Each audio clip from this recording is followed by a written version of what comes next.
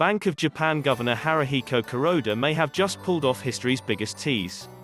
Since 2013, Kuroda has overseen an unprecedented expansion of a central bank's balance sheet. By late 2018, it topped the size of Japan's $5 trillion economy, and has only grown since. Though most of those purchases were bonds, the BOJ also hoarded stocks via exchange-traded funds with increasing fervor. In 2020 alone, Kuroda's team added $65 billion to its ETF holdings, making the BOJ Japan's investment whale. That's up from $38 billion in 2013. Yet in May, and here comes the big tease, the BOJ went an entire month without adding to its EFT holdings, the first 30-day pause in 8 years. That has many investors believing Kuroda is suddenly serious about pulling BOJ support for stocks. Don't bet on it, as Japan's COVID-19 recovery lags the rest of the developed world, and perhaps significantly. The yen's 6% drop versus the US dollar tells the story as well any dataset. As North America and Europe stabilize and begin producing decent growth, the forces behind Japan's downturn remain stubbornly negative. Retail sales, industrial production, wages and business confidence have many economists convinced Japan might not return to pre-COVID levels until 2023. China is doing so now, while laggards are generally looking at 2022 rebounds. That Japan's revival is still 2 years out is influencing inflation expectations.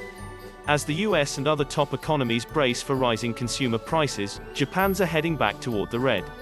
In April, core consumer prices fell for the 9th straight month.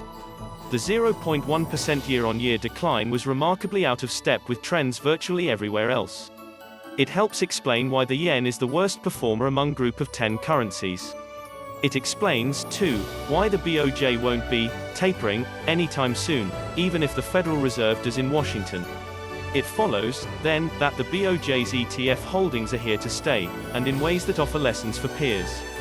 By the time Kuroda arrived at BOJ headquarters, the central bank had already been toying with quantitative easing for 12 years. 14, if we're talking about when the BOJ became the first major monetary authority to slash interest rates to zero. Kuroda supersized the effort. First, he cornered the government bond market. Then, the stock market.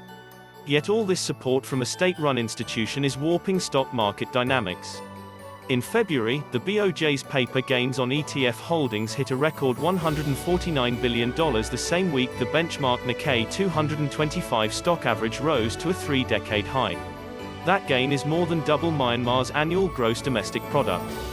The problem, of course, is that the BOJ is effectively trapped. If it tries to withdraw from the bond market, yields would almost certainly shoot higher. The only thing making Tokyo's 250% debt-to-GDP ratio seem somewhat manageable is 10-year rates at 0.06%.